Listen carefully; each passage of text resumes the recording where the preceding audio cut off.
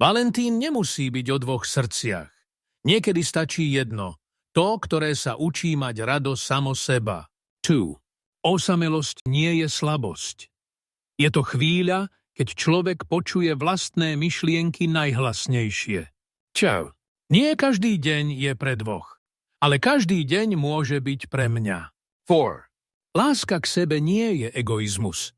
Je to základ, na ktorom stojí všetko ostatné. 5. Aj keď som sám, stále mám hodnotu. Moje srdce bije, aj keď ho nikto nedrží. 6.